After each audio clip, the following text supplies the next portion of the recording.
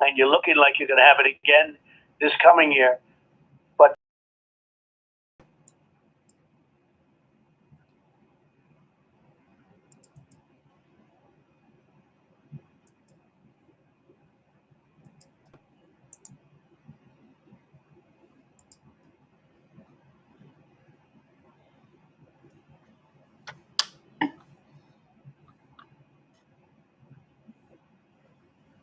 uno, dos, uno, dos, tres, cuatro.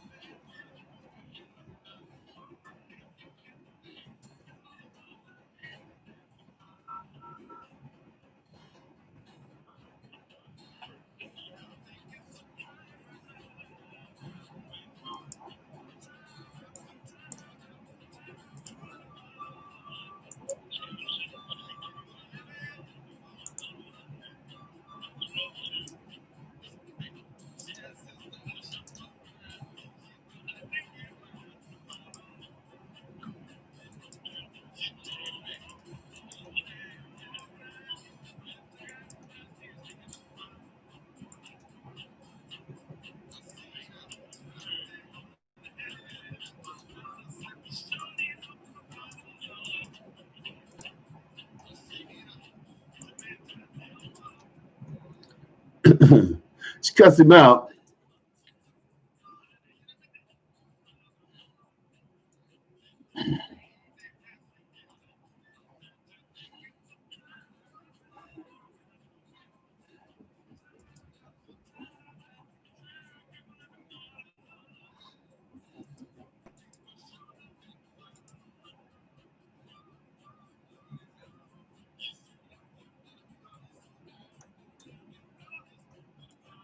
Hey, welcome to the Reality Check with Charles Butler. We are here again. It's it's Thursday already. Where did the week go? Huh? Where did the week go? It's been busy. I'll tell you that.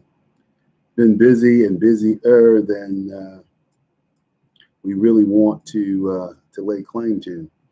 The reality is, as we move along. And we're paying attention to what's going on with the Biden administration. I mean, the Biden campaign, and Kamala Harris, and they do not want to give Donald Trump any props. They don't want to give him any recognition. And the facts are, the guy's done a hell of a job. He's done a hell of a job, and there's really nothing the Democrats can say or do about it. They can't stop the man. He's unstoppable. And they go, oh my God, but the Donald, he's not very cool. He embarrasses us. He hurts our feelings. So what? I'd rather have a person like Donald Trump in office who tells the truth, who hurts people's feelings, but gets something done. Gets it done. He gets it done all the time. Gets it done 24/7. And so he's going up to Wisconsin on Monday to spend some time with the folks up there, to get people up there that put him over the top last time. And of course, he's going to be welcomed very strongly because he's done such a good job for these folks. It's amazing. Love the guy. I love him. I tell you. I always say that Donald Trump is the Black Charles Butler, because I would have done, and I had said and talked about doing the same things that the president has implemented in his short time in office. And he's only had 3 years in there.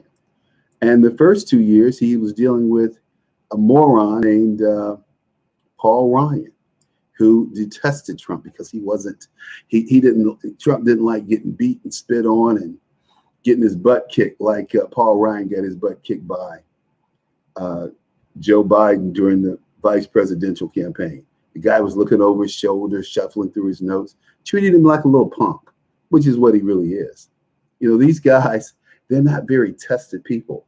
I say bring back the colonels and the generals and the admirals and the Navy captains to Congress. I think we have way too feminized a Congress. We have way too feminine means of dealing with problems today, especially in the area of education. Why do I say that? One of the reasons that I say that is because urban schools have been going down the tubes since the 50s. And then when the 60s came along in the civil rights movement, and these teachers just went overboard in how, oh, the poor black children, they can't read, they can't write, they can't learn. Soft bigotry. Test scores, if you do a correlation of test scores for Black Americans from the 40s to 2020, you'll see that they're steady in decline. Why? There's several factors. Family is the number one. You have these mothers who are having babies who should not be having babies. They're not qualified to have babies. What they do qualify for is a welfare check or some public assistance. Because let's be clear, the welfare check is not enough for a person. The welfare public assistance system is not enough for a person to live a decent life or in a decent manner. Let's be clear about that. There is no giveaway here. There is no upside to living in poverty. Any of these women who go out and have babies without any financial wherewithal or any financial preparation, we'll give them one. But damn it, if you have two, tie those cords. Tie them. You don't have to sterilize the person. Tie the cords. She could have them untied if she's that serious about it. But there has to be some repercussions in the Black community for having all these damn babies out of wedlock. Now the Latino women have joined Black women in having these babies out of wedlock. It used to be they were Catholic and they weren't going to have a baby if they weren't married. But since we are a nation that's been infiltrated by a satanic cult, and I'm not going to play that Q thing, although it makes a little sense. How could a perfectly moral person decide that sexual debauchery, homosexuality, pedophilia has some place or some significance in public discourse? Why are we even talking about this deviant behavior? See, that becomes the issue. I don't care about gay people or gay rights in that book. I'm not interested in how they have sex, but they have made that an issue. Why? Because they had money and they bought out these decadent, untrustworthy politicians. See, gay people hate to see me coming along because I really don't care about them at all, one way or the other. Just leave me alone because I think they're filthy maggots and despots. That's what I feel about them. I'm not, the warm. I'm not gonna, be all, oh my God, they're born in that one bullshit. It's about behavior control, impulse control, and people who participate in that madness. Hey, that's their business. Don't just make it my business. That's all I ask. So, schools, family. Test scores fall when you don't have families in the home, when you don't have a stable environment, when you're moving from apartment to apartment to apartment, and you don't know where you're going to sleep.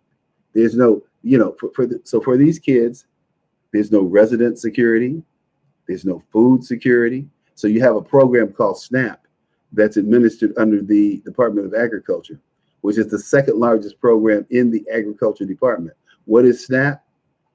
supplemental nutrition assistance program, and it's for children who would not be. So we're giving these mothers food stamps and link cards, not food stamps anymore, but link cards to go out and buy liquor or, cognac or, whatever with this link card.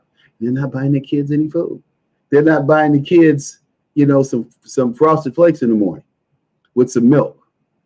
I remember people being so poor in my neighborhood at one time. That's when I lived in Detroit, that there was no milk for the children. And in those days, how we got milk wasn't at the grocery store. We had a milkman that came by, Twin Pines milkman. And, we had these things that we cut food, we cut corners too on food. Like on Fridays, we always had fish. Why do we always have fish on Friday? Because it was a Catholic thing to do, but we weren't Catholic. So, but we could get fish cheap. We could pull fish out of the freezer because they had been caught, the weekend before. It was great. We didn't have the little plastic bags that everybody has today. We had aluminum foil, though. I remember Reynolds aluminum.